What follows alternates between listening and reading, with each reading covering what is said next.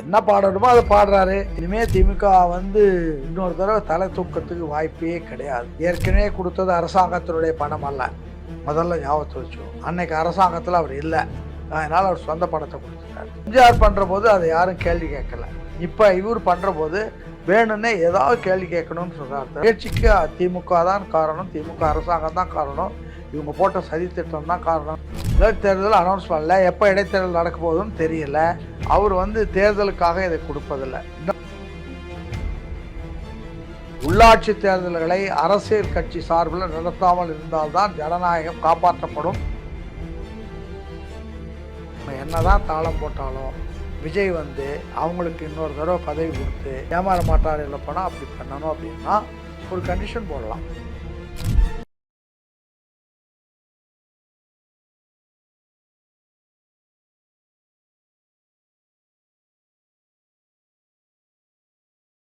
நான்காம் துண் நேயர்கள் அனைவருக்கும் வணக்கம். இன்று நம் நிகழ்ச்சியின் சிறப்பு விருந்தினர் அதிமுகவின் மூத்த தலைவர் திருச்சி சவுந்தரராஜன் அவர்கள் இணைந்துள்ளார். வணக்கம் சார். வணக்கம். வணக்கம். இன்னைக்கு கரூர்ல முதலமைச்சர் விஜய் அவர்களுடைய பேச்சு எப்படி இருந்துச்சு, அதை பாத்தீங்களா சார்? பார்த்தனே, நல்லா கிராண்டாக இருந்தது, நல்லா எல்லாருக்கும் பதில் சொல்கிற மாதிரி இருந்தது. ஒரு எழுச்சியான கூட்டம், நல்லா சிறப்பாக பண்ணியிருந்தது. ஏன்னா மீண்டும் கிட்டத்தட்ட இந்த ஆட்சிக்கு முன்ன கரூர்ல எப்படி பிரச்சாரத்துக்காக போனாரோ அதே கூட்டம், அதே வரவேற்பு இப்பவுமே கிடைச்சது. இப்ப முதலமைச்சரா போயிருக்காரு, அப்போ ஒரு கட்சி தலைவரா போனாரு. இதை எப்படி பாக்குறீங்க இந்த மாற்றத்தை? மக்கள் அவர் பக்கத்தில் மக்களும் எப்பயும் அவர் பக்கத்தில் இருக்கிறாங்க. இப்போ மீண்டும் மக்கள் இன்னும் இப்போ வர வர அதிக அளவுக்கு சேர்ந்துக்கிட்டு தான் இருக்கிறாங்க. மகிழ்ச்சியோடு இருக்கிறாங்க, எங்கே போனாலும் மகிழ்ச்சியோடு இருக்கிறாங்க. அதுவும் பர்டிகுலர்லி பெண்கள் சமுதாயத்தில் ரொம்ப நல்ல வரவேற்பு இருக்குது. ஆனால் நான் தான் ரியல் தாய்மாமன் சீருக்காக மட்டும் இல்லை, நான் எல்லா எங்கள் அக்கா தங்கை பிள்ளைகளுக்கு எல்லாருமே நான் தான் தாய்மாமன் அப்படின்ற மாதிரி ஒரு உரிமையோட பயங்கர அக்கா தங்கைன்னு ஒரு கனெக்டிவிட்டியோட பேசியிருக்காரு சார் கரூர் மக்கள் கிட்ட. ஆமாம், அவர் எப்பயுமே அப்படி தான் பேசுகிறாரு. அது தாய்மாமன் சீருன்னு தானே முதலே அனௌன்ஸ் பண்ணார். அதனால் அதே வகையில் எல்லாரையும், தமிழ் மக்கள் அத்தனை பேரையும் தாய்மாமன், அண்ணன், தம்பி, அக்கா தங்கச்சின்ற முறையில் தான் அவர் குடும்பத்தில் ஒருவராக தான் இருக்கணும் அப்படின்னு அரசியல் பண்ணணும்னு நினைக்கிறாரு. குடும்பம் அவருடைய சொந்த குடும்பம்ன்றது இல்லாமல் இப்போ நாடே அவருடைய குடும்பம் அப்படின்ற அளவில் அவர் பண்ணிகிட்ருக்காரு. அதான் பாக்கி பேரெல்லாம் அவங்க குடும்பம் தான் குடும்பம்னு இருந்தாங்க, இது நாடே தன்னுடைய குடும்பம்னு கொண்டு. ஆனால் இப்போ அந்த குடும்பத்திலே கரூரில் அந்த கூட்ட நெரிசலை சிக்கி உயிரிழந்தவர்களுடைய குடும்பத்தையும் பார்க்க போயிருக்காரு. அதாவது அரசு வேலையும் கொடுத்துருக்காரு. இதை எப்படி பார்க்குறீங்க சார்? நான் ரொம்ப வரவேற்கிறேன், அதை நிச்சயமாக வரவேற்கிறேன். இப்போ எம்ஜிஆர் கட்சி ஆரம்பித்த போது வத்தலகுண்டில் ஆறுமுகம்னு ஒருத்தர் இறந்துட்டார். அந்த ஆறுமுகம் இறந்த பிற்பாடு என்னாச்சுன்னா, அந்த எம்ஜிஆர் ஆட்சிக்கு வந்த பிற்பாடு ஒரு 10 ஆண்டுகள் கழித்து அன்னைக்கு இருந்த கலெக்டர் அந்த சந்திரலேகாவை கூப்பிட்டு அந்த வத்தலகுண்டு ஆறுமுகத்தினுடைய மனைவிக்கு அரசாங்க பதவி கொடுக்க சொன்னார். இதை எம்ஜிஆர் பண்ணுற போது அதை யாரும் கேள்வி கேட்கல. இப்போ இவர் பண்ணுற போது வேணும்னே ஏதாவது கேள்வி கேட்கணும்னு சொல்கிறார். இதுக்கு ஒரு முன்மாதிரி, இவர் செய்வதற்கு ஒரு முன்மாதிரி அங்கே இருக்குதுன்றதை நான் இங்கே பதிவு பண்ண விரும்புகிறேன். அதனால் தவறில்லை, அவங்களும் நம்மளுடைய மக்கள், அந்த குடும்பம் பாதிச்சிருக்கு, அவங்க இறந்துருக்கிறாங்க, இவங்க கூட்டத்தில் வந்தபோது இறந்துருக்கிறாங்க. அதுக்கு அன்னைக்கு அவர் ஒரு கட்சியினுடைய தலைவர் என்ற முறையில் அவர் பண்ணார். இன்றைக்கி அரசாங்கமே அவர்கிட்ட வந்த பிற்பாடு அரசு முறையில் அவர் பண்ணுறதுனால வேணும்னே யாராச்சும் குறைய சொன்னால் அது கணக்கு நம்ம எடுக்க வேண்டியதில்லை, இது செய்ய வேண்டியது செஞ்சுருக்கார், அவ்வளோதான். ஆனா இப்ப எதிர்கட்சியில என்ன சொல்றாங்கன்னா, ஆல்ரெடி நீங்க 20 லட்சம் கூப்பிட்டு நேரா அழைத்து வீட்டுக்கு வர சொல்லி 20 லட்சம் நிவாரணம் கொடுத்துட்டீங்க, இப்ப அரசு வேலையும் கொடுக்கறதுக்கான தேவை என்ன அப்படின்ற கேள்வி. ஏற்கனவே கொடுத்தது அரசாங்கத்தினுடைய பணம் அல்ல, முதல்ல ஞாபகத்தில் வச்சோம். அன்னைக்கு அரசாங்கத்தில் அவர் இல்லை, அதனால் அவர் சொந்த பணத்தை கொடுத்துட்டார். இன்றைக்கி பொறுப்புக்கு வந்த பிற்பாடு என்ன, நீங்கள் அரசுக்கு வந்த பிற்பாடு நீங்கள் எங்களுக்கு என்ன பண்ணீங்கன்னு ஒரு கேள்வி மக்கள் மனதில் வரக்கூடாதுன்றதுக்காக அந்த மக்களுடைய குடும்பம், ஒரு குடும்பத்தில் பணம் கொடுப்பதன் மட்டுமாக அந்த குடும்பத்தில் வாழ வச்சிட முடியாது. அந்த பணம் கொடுத்த நேரத்தில் பசுமையாக இருக்கலாம், வெள்ளம் வந்தபோது தண்ணி வந்தபோது எப்படி பயிர்கள் வளமாக இருக்கும், அப்புறமா அதுக்கு பிறகு பயிர் தண்ணி வரலைன்னா காஞ்சிடும். அந்த தண்ணி வர்றதை ரொட்டீனாக வரணுன்றதுக்காக ரொட்டீனாக அந்த குடும்பத்தில் பதவி கொடுத்து அவங்களுக்கு மாதம் அந்த சம்பளம் வர்ற மாதிரி பண்ணுறதுன்றது ஒரு நியாயமான கடமை. இதை தெளிவாக தெரிஞ்சுக்கிட்டா முதலே கொடுத்த பணம் எவ்வளவு, ஒரு 20 லட்சம் அல்ல 20 கோடியே கொடுத்துருந்தா கூட அந்த பணம் அப்பயே பல்வேறு காரணங்களுக்காக அது போயிருக்கும். அதுக்கு பிறகு பணம் இல்லை. இது எப்படின்னா, வெள்ளம் வரும்போது அதான் சொன்னேன், முதல்ல சொன்ன மாதிரி வெள்ளம் வரும்போது தண்ணி, மேட்டூர் அணையை திறந்து விட்டு போது தண்ணி, பயிர்கள் பசுமையாக இருக்கும். அப்புறம் மழை வெயில் காய்ஞ்சதுன்னா அது காய ஆரம்பிச்சிடும். அப்போ வந்து தண்ணி இல்லாமல் அது அந்த செடிகள் இறந்து போகிறதுக்கு கூட வாய்ப்பு உண்டு. அதெல்லாம் இல்லாமல் அந்த குடும்பம் தொடர்ந்து நல்லா இருக்கணும். அவங்களுடைய குடும்பத்தில் ஒருத்தர் பாதிக்கப்பட்டிருக்காங்க, அதனால் அந்த குடும்பத்துக்கு அந்த இழப்பை ஈடுகட்டுகிற வகையில் அந்த மற்றவங்களும் இருக்கணுன்றதுக்காக அரசு பதவியில் கொடுக்குறது. அதனால் ஒன்றும் எந்த விதமான தவறும் இல்லை. இதை போய் கிரிட்டிசைஸ் பண்ணாங்கன்னா இன்னும் அவங்களுக்கு விவரம் புரியலன்னு அர்த்தம். ஏன்னா அவரோட அந்த ட்ரெஸ் கோட்லயே தெரிஞ்சிருக்கும். அந்த துக்கம் அனுசரிக்கும் விதமா அந்த கருப்பு சட்டையில போயிருப்பாரு. ஃபுல் அண்ட் ஃபுல் பிளாக்லயே போயிருக்காரு. இன்னமும் வந்து அந்த துயரத்துல இருந்து மீண்டு வரலையா முதலமைச்சர் விஜய்? இல்ல அவரு வந்து தன்னுடைய கூட்டத்துல ஒரு சம்பவம் நடந்து போச்சுன்றது ஒரு மனிதனாக இருக்கிறவங்களுக்கு அதுதான் வரும். நம்மளால ஒரு பாதிக்கப்பட்டிருக்கு. நம்ம வந்தபோது இந்த மக்கள் பாதிக்கப்பட்டாங்க. பாதிக்கப்பட்டு போனதுக்கு அரசாங்கம் அன்றைய தினம் இருந்த காவல்துறையும் அரசாங்கமும் காரணமாக இருந்தாலும் நிகழ்ச்சிக்கு நம்ம போனதுனால அந்த கூட்டம் வந்தது. அதனால் அந்த துயரத்தில் அவர் பங்கு பெறுவது மிக பொருத்தமானது. அதுதான் முறையும் கூட. ஒரு மனித பண்போடு அவர் அதை நடந்துகிட்டு இருக்காருன்றதை நான் ஒரு சீனியர் சிட்டிசன்ற முறையில் அவரை பாராட்ட நான் கடமைப்பட்டேன். ஆனா இந்த கரூர் சந்திப்பு ஏன் இத்தனை நாள் கழிச்சு, இத்தனை மாதங்கள் கழிச்சு இப்ப போறாரு? இது வந்து அரசியல் பின்புலம் இருக்கா? இப்ப இடைத்தேர்தலுக்காக இப்ப போயிட்டு அந்த மக்கள் கிட்ட பேசுறாரான்ற கேள்வி எழுப்புறாங்க. இன்னும் இடைத்தேர்தலை அனௌன்ஸ் பண்ணலையே. இடைத்தேர்தல் அனௌன்ஸ் பண்ணல. எப்போ இடைத்தேர்தல் நடக்க போகுதுன்னு தெரியல. இப்போ ஆட்சிக்கு வந்து 50 நாள் கிட்டக்க ஆக போகுது. வந்ததும் ஒவ்வொரு வேலையை பார்த்துக்கிட்டு போகிற போது இங்கே போகிற இடத்துல அதை கொடுக்குறாரு. அவ்வளோதானே தவிர அவர் வந்து தேர்தலுக்காக இதை கொடுப்பதில்லை. இன்னும் இந்த தேர்தல் கேள்வி கேட்டதுனால நான் ஒரு கருத்து சொல்கிறேன். உள்ளாட்சி தேர்தல்களை அரசியல் கட்சி சார்பில் நடத்தாமல் இருந்தால்தான் ஜனநாயகம் காப்பாற்றப்படும். மக்களுக்கு அதனுடைய அந்த பலன் கிடைக்கும். இல்லைன்னா கட்சி சார்பில் நின்னா அப்புறம் அது வேறு மாதிரி போயிடுது. நானும் பார்த்துட்டேன். கட்சி சார்பில் ஒரு தேர்தல் நடந்து அதில் வந்து ஊராட்சி மன்ற தலைவரோ மற்றவங்களோ வந்தால் அவங்களுடைய நடவடிக்கை வேறு. அது இல்லாமல் கட்சி சார்பு இல்லாமல் பொதுவாக நின்று வரணுன்ற போது மக்களுக்கும் அந்த தேர்தலில் நிற்கிறவங்களுக்கும் உள்ள தொடர்புகள் வேறு மாதிரியான தொடர்பு வரும். அதுதான் தேவையானது.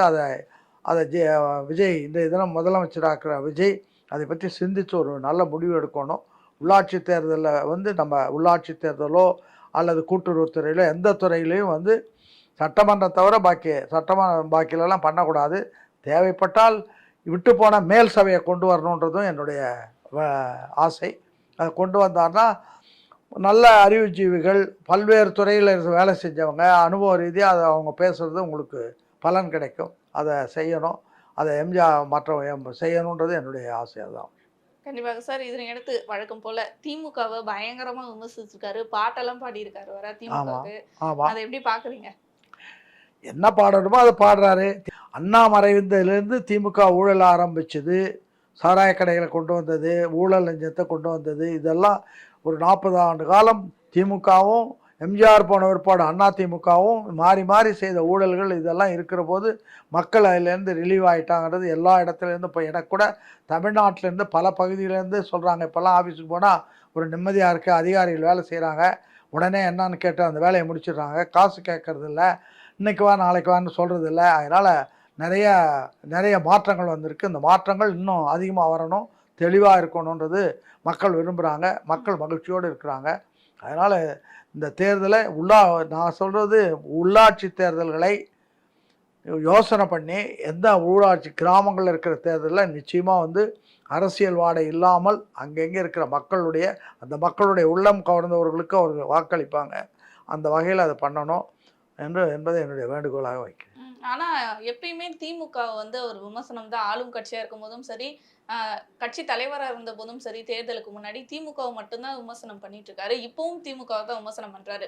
அதே மாதிரி பழி போடுறாங்கன்ற வார்த்தையை எங்க போனாலுமே சொல்லிட்டே இருக்காரு சார். இந்த கரூர் சம்பவத்துல அப்படி என்ன பழி போடுறாங்க? திமுக தான் அப்ப இதை செஞ்சுச்சுன்னு சொல்றாரு அவரு. உண்மை அதுதானே. இது வந்து அந்த ஊர் மக்களை போய் விசாரிச்சாலே இப்போ சொல்லிடுறேன். நான் வந்து அந்த செப்டம்பர் மாதம் அந்த நிகழ்ச்சி நடந்த உடனே நான் கரூருக்கு போனேன். போய் எனக்கு எல்லா மக்களோடையும் தொடர்பு உண்டு. நான் அந்த கரூருக்கும் சேர்ந்த ஊருக்கு நான் மாவட்ட செயலாளர். பல முறை மாதத்தில் 2 தடவை 3 தடவை கரூருக்கு போவேன். அங்கே இருக்கிற ஏராளமான நண்பர்கள், தொண்டர்கள் எனக்கு ரொம்ப வேண்டியவங்க இருக்காங்க. அங்கே நடந்த நிகழ்ச்சிக்கு பின்னால் ஒரு சதித்திட்டம் இருக்கிறது என்பதை அவங்க சொல்கிறாங்க. இன்னமும் வந்து அது யார் அப்படின்னு கேட்டால், இது என்ன சார் சொல்லணுமா தெரியலையா அப்படின்ற மாதிரி கேட்டுக்கிட்டு இன்பிட்வீன் த லைன் இன்னார் தான் அப்படின்ற மாதிரி சொல்கிறாங்க. அது அதனால் அங்கே அந்த நிகழ்ச்சிக்கு திமுக தான் காரணம், திமுக அரசாங்கம் தான் காரணம், இவங்க போட்ட சதித்திட்டம் தான் காரணன்றது எந்த காரணமும் அது கிடையாது.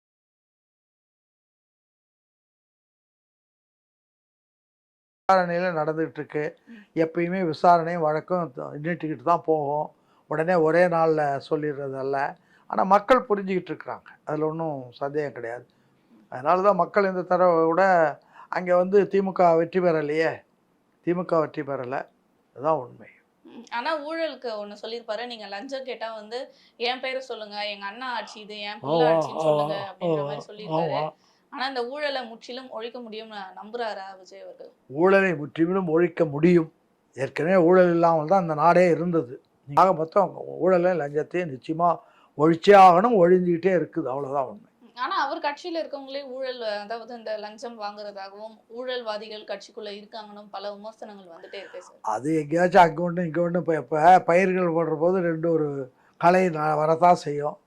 களையை பார்த்து பிடுங்குற வேலையும் இருக்குது. ஒரு விவசாயி, நல்ல விவசாயிக்கு அது தெரியும். நம்ம பயிர் தான் விதைப்போம், ஆனால் உள்ள களையும் வரதான் செய்யும். அந்த களையை வந்து நீக்கிறது தலைமை பொறுப்பில் கடமை. அது பயிரே களையே இல்லாமல் இருக்குமான்னா இருக்க முடியாது, இருக்கும். இங்கே ஒன்றும் இருக்கும், அதை நீக்கிடுவாங்க, அதுதான் உண்மை.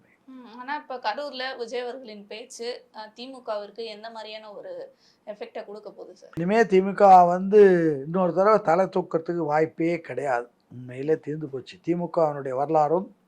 திமுக என்பது திமுக இல்லை, முதல்ல அதையும் நான் சொல்லிடுறேன். அண்ணாவோட திமுக முடிஞ்சது. இது வந்து திருவாளூர் கருணாநிதியினுடைய கட்சி. இருந்து போச்சிங்களா. அண்ணா வந்து ஊழலே இருக்கக்கூடாது என்று நினைத்தவர். இன்னும் சொல்லப்போனால் அவர் ஆட்சி பீடத்தில் அமர்வதற்கு முதல் நாள் 1967 மார்ச் 6ஆம் தேதி பதவியேற்க போகிறார். 5ஆம் தேதி சென்னையில் ஹபிபுல்லா ரோட்டில் ஒரு ப்ரெஸ் மீட் நடத்துகிற போது சொல்கிறார், என்னுடைய ஆட்சியில் எந்த தவறும் நடக்கக்கூடாது, அப்படி நடந்தால் உடனே சொல்லுங்கள், நான் ஒரு நாளில் அதை நீக்கிறேன். அப்படி புனிதமாக ஒரு கட்சி நடத்தணும்னு நினச்சாரு. அதுக்கு பாதகமாக எங்கே தொண்டர்கள் எங்கேயாச்சும் வந்து உள்ளே புகுந்துட்டா என்ன பண்ணுறதுக்காக தொண்டர்களுக்கும் வேலை கொடுத்தாரு. வேலை இல்லாமல் இருந்தால் தப்பு பண்ணுவான்.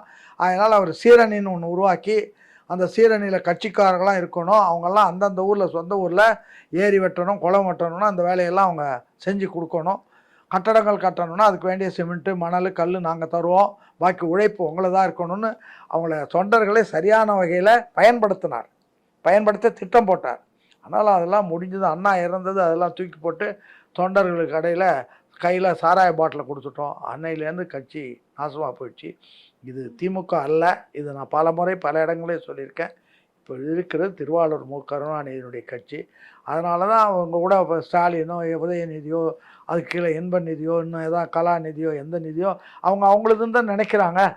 அதே மக்களும் மற்றவங்களும் புரிஞ்சுக்க மாட்டேங்கிறான்னு நினைக்கிறேன். அது கட்சியே அவங்களுதுன்னு நினைக்கிறாங்கள, அதனால அதுதான் உண்மை, அவங்களுக்கு தான் அது ஒன்றும். ஆனா இன்னொரு வார்த்தையும் சொல்லியிருப்பாரு சார், முக்கியமா சட்டமன்றத்துல பேசின அந்த வார்த்தை, அதாவது பார்ட்டி ஃபண்ட் அப்படின்ற வார்த்தையை எங்கேயுமே குறிப்பிட்டு சொல்லி. ஆமாம், பார்ட்டி ஃபண்ட் கலெக்ஷன் பண்ணியிருக்காங்களே, அது பேப்பர் இது ஓப்பனாக தானே பண்ணாங்க. இப்போ சிஎம்டி ஆஃபீஸ் இருந்துன்னு இருக்குது, தாளமுத்து நடராஜன் கட்டடம்.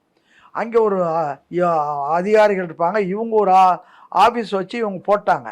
அவங்க அதிகாரிகள்கிட்ட பேப்பர் வந்து அவங்க உடனே இவங்களுக்கு சொன்னாங்கன்னா இவங்களுக்கு அந்த பணம் வந்தால் தான் ஓகே அவங்களுக்கு கிளியரன்ஸ் கொடுப்பாங்க. அந்த கிளியரன்ஸ் போனால் தான் அந்த பர்மிட் போகும். அது மாதிரி ஒவ்வொரு துறையிலும் ஒவ்வொரு அதுக்கு தான் என்ன பண்ணிட்டாங்கன்னா, இப்போ அதிமுகவில் இருந்த அமைச்சர்களாக இருந்தவங்க, விளைந்த காட்டுக்குருவிகள் நல்லா பயிற்சி பெற்றவங்களெல்லாம் கூப்பிட்டு மந்திரியாக போட்டானே தவிர கட்சியில் இருந்தவங்கள உழைச்சி மேலே வந்தவங்கள போடலையே. ஒரு 10 பேர் இப்போ ஸ்டாலினுடைய ஆட்சியில் ஏற்கனவே 8 பேர் வந்து அதிமுகவில் ஊழல் பண்ணி லஞ்சம் வாங்கி பயிற்சி பெற்றவர்களை கொண்டாந்து அங்கே போட்டு அவங்கள விட்டு லஞ்சம் வாங்க சொல்லி அதுலேருந்து அவங்கள ஒரு 10% எடுத்துக்கிறது, பாக்கி இங்கே கொடுக்கறது, அதுக்கு வரவு செலவு பார்க்குறதுக்கு மருமகனை கையில் வச்சுக்கிட்டு ஒரு பேரலல் கவர்மெண்ட்டு தான் நடந்திருக்கு.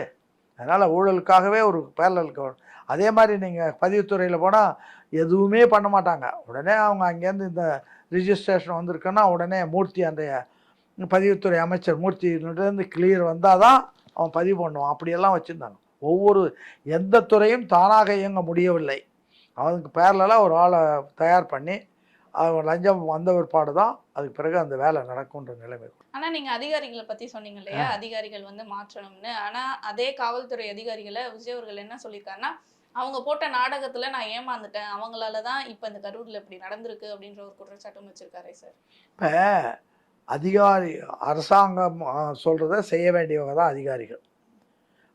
இவங்க சொல்கிறத அவங்க செஞ்சு ஆகணும். அதனால் இவங்க இந்த மாதிரி செய்யணும்னு அவங்க செய்ய போகிறாங்க. நீங்கள் அதை விட்டு அதிகாரிகளாக அதை செய்யறதா, சில துணி உள்ள அதிகாரிகள் இல்லை இதை மாதிரி நான் செய்ய மாட்டேன், இப்படி தான் பண்ணுவேன் அப்படின்றதெல்லாம் இருக்குது. ஏன்னா காவல்துறை மக்களுக்கான ஒரு ஆமாம் ஆமாம். ஆனால் வந்து இதை சொல்கிறேன், இப்போ பெருந்தலைவர் காமராஜர் காலத்தில் திருநெல்வேலியில் ஒரு கலெக்டர் இருந்தார், பசுபதினு ஒரு கலெக்டர் இருந்தார். அவர்கிட்ட அன்னைக்கு பாராளுமன்ற உறுப்பினராக இருந்தால் கோசல்ராம் போய் ஒரு வேலையை சொல்கிறார். கோசல்ராம் காங்கிரஸில் மிக பெரும் தலைவர், காமராஜருக்கு அடுத்த நிலையில் இருக்கிறவர். போய் சொல்கிற போது சொல்லி கிள்ளி பண்ணுற போது இல்லைங்க அது சட்டத்துக்கு ஒத்து வராது, செய்ய மாட்டேன் அப்படின்ற மாதிரி அவர் சொல்கிறார். யார்? பசுபதி. இல்லை செஞ்சு ஆகணுன்ற போது அப்புறம் 2 பேருக்கு வாக்குவாதம் முற்றி கடைசியில் பசுபதி என்ன சொல்கிறாருன்னா, ஐயா நீங்கள் சொன்னீங்கன்னா நான் செய்ய முடியாது, நான் வேணால் வேலையை ரிசைட் பண்ணால் நான் எம்பி ஆகலாம், நீங்கள் வந்து எம்பி ரிசைன் பண்ணிட்டு கலெக்டர் ஆக முடியாது அப்படின்ற அளவுக்கு வார்த்தைகள் முற்றி போகுது.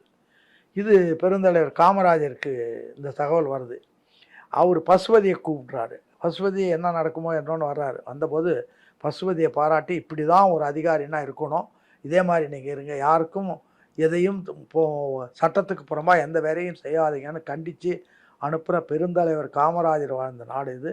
அதை அண்ணாவெல்லாம் பாராட்டின நாடு இது. இன்றைக்கி வந்து அதெல்லாம் முற்றிலும் மாறி போச்சு. நீங்கள் வந்து லஞ்சம் கொடு, வந்துடுச்சு எனக்கு பணம் வந்துடுச்சு, நீ சேங்ஷன் பண்ணு அப்படின்னு சொல்கிற அளவுக்கு நிலைமைகள். இதை விட கேவலமாக இன்னும் சொல்லப்போனால் என்னுடைய வருத்தம், நான்லாம் அடிநாள் தொட்டு திமுகவில் இருக்கேன், பெரியாரோடு இருந்திருக்கேன், அண்ணாவோட இருந்திருக்கேன். பெரிய வருத்தம்னா திமுகன்ற பெயரை வச்சுக்கிட்டு இவ்வளவு கெட்ட பேர் வாங்கினது வந்து அண்ணாவுக்கு செய்த துரோகம், பெரியாருக்கு செய்த துரோகம். அவர்களை நம்பி அன்றைய தினம் லட்சக்கணக்கான இளைஞர்கள் ஜெயிலுக்கு போயிருக்காங்க, ரத்தம் சிந்திருக்காங்க, வியர்வை சிந்திருக்காங்க, சொத்தை அழிச்சிருக்காங்க, சுகத்தை அழிஞ்சிருக்காங்க. அவ்வளவு பேருக்கும் செய்கிற துரோகம் தான் இவங்க செஞ்சுருக்கிறாங்களே தவிர வேறு ஒன்றும் கிடையாது. அதுக்கு ஒரு பரிகாரம் இன்றைக்கி விஜய் மூலமாக கிடைச்சிருக்குது என்றால் அதற்காக எங்களை போன்றவர்கள்லாம் ரொம்ப மனதார வாழ்த்து கிடைக்கும். இறுதியாக ஒரு கேள்வி சார். எம்ஆர் விஜயபாஸ்கர் அவர்கள், விராலிமலை விஜயபாஸ்கர் அவர்கள்லாம் இப்பதான் சேர்ந்தாங்க, நம்ம தாவைக்கால பார்த்துப்போம், பேசியிருப்போம்.